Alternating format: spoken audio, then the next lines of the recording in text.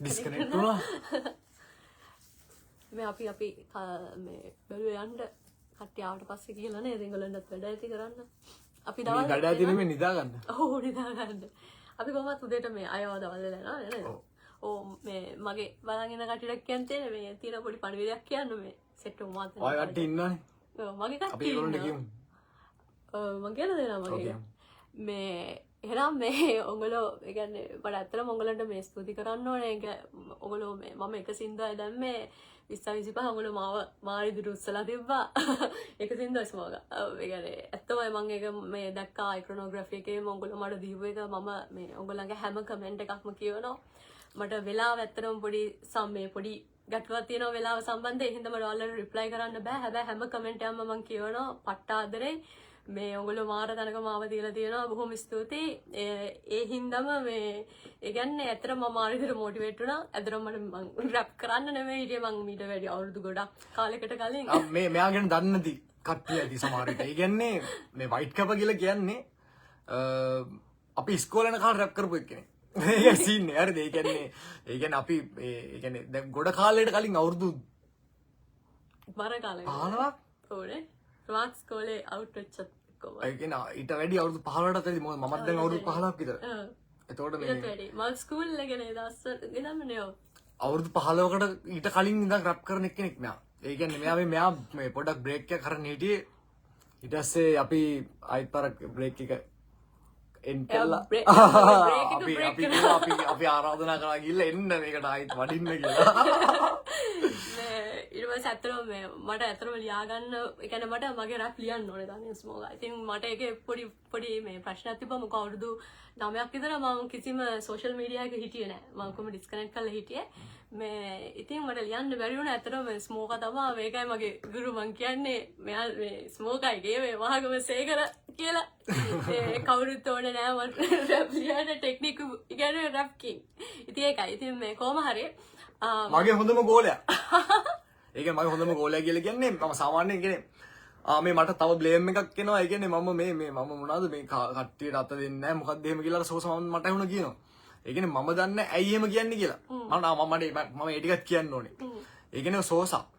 දැන් ඔය රිප්ලයි කරලා තියෙන එකේ. ඒ කිසිම හරයක් නැති කතා තමයි කියන්නේ. මොකද 44 කල්ලින් පැන්නුවලු. මාව 44 කලින් කවුද පැන්නුවේ? මම ඒක යන්නේ. ඒකයි සීන් එක. මේ 44 නල්ලේ කොටලා තින්නේ වගේ. තේරෙනවද? ඒකයි සීන් එක. 44න් එහෙම. ඒ කියන්නේ 44 අයින් කරන්න බැරි කැලිය අපි. ඒකයි සීන් එක. කවුරුත් මෙහෙම කරේ නැහැ. බොරු කියන්න එපා සෝසා. ඒ සීන් එක. තව එකක් කියනවා මම අත දෙන්නේ නැහැ කියලා. මම දන්නේ නැහැ. ඒ කියන්නේ මම අත දෙන්නේ නැතුනට මම ශිල්පේ දෙනවා.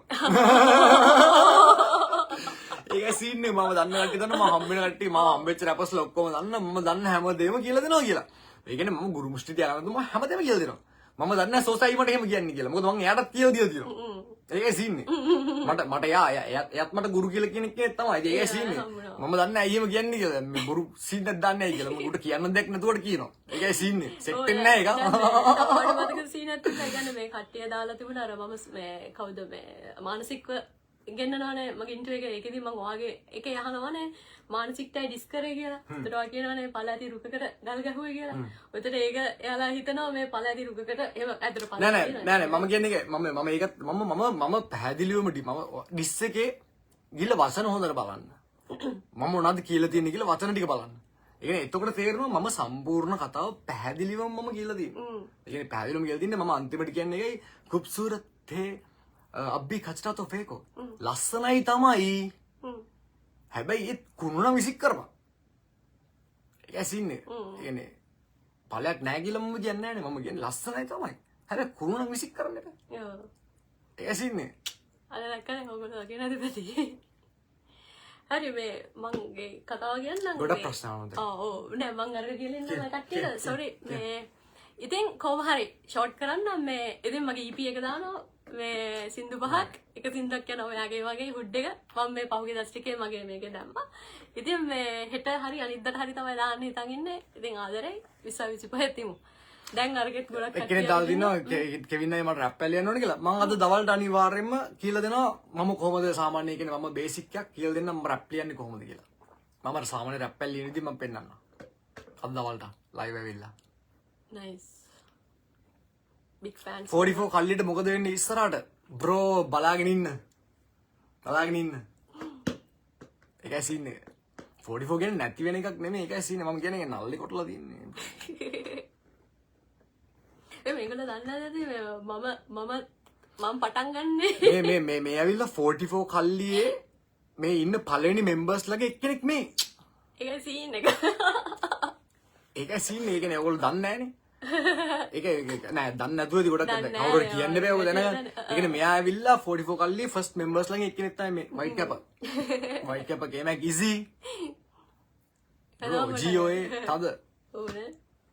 අපි පටන් ගත්තා එතකොට හිටියේ මම මේ කවුද මමයි මැකයි මැකනේ පටන් ගන්නේ මැකයි මමයි ඉසි. ඔව් ඊට පස්සේ තමයි ජීෝ ඊට පස්සේ තමයි සෙට් එක සෙට් වෙන්නේ. ඊට පස්සේ නා කළා. ඒයි මේ ඇවිල්ලා මේ සෙල්ලම් චරිතයක් නෙමෙයි මේ. ඒකයි සීන් එක දන්නවද? ඒකේ සෙල්ලම් චරිතයක් නෙමෙයි. වයිකේ ආයෝනේ වයිකේ තෝනේ තමයි කල්ලි. ඒකේ මනිවාරෙන් ඉන්න ඕනේ. ඕනේ වයිකේ අලුතෙන් මුකු ප්‍රොඩක්ෂන් එකක් දැම්මේ නෑනේ තාම. නෑ වයිකේ පොඩ කර ඔයා අබ්‍රෝඩ් ඉරි දැන් මං හිතන්නේ දැන් අපි බහැලා ඉන්නේ ලංකාවට ඇවිල්ලා ඉන්නේ 2026 අපේ ඒකයි සීන් එක. එයා සමහර ප්‍රශ්න වලට උත්තර දෙන්න පාස් කරනවා. ඔව් පාස් කරන්න. ඒ කියන්නේ කුතුහලය පොඩ්ඩක් තියාගන්න චුට්ටක් පොඩි කුතුහලයක් තියාගන්න. දාතරේ කනුව බ්‍රෝ තද.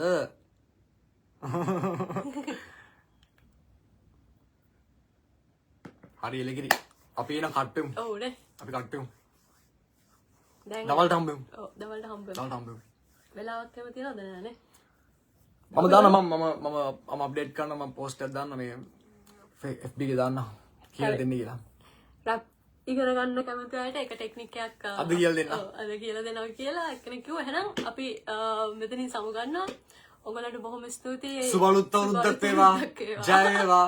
ජයම වේවා. ජය වේවා. ආදරේ. ආදරේ 2026 අපේ අපේ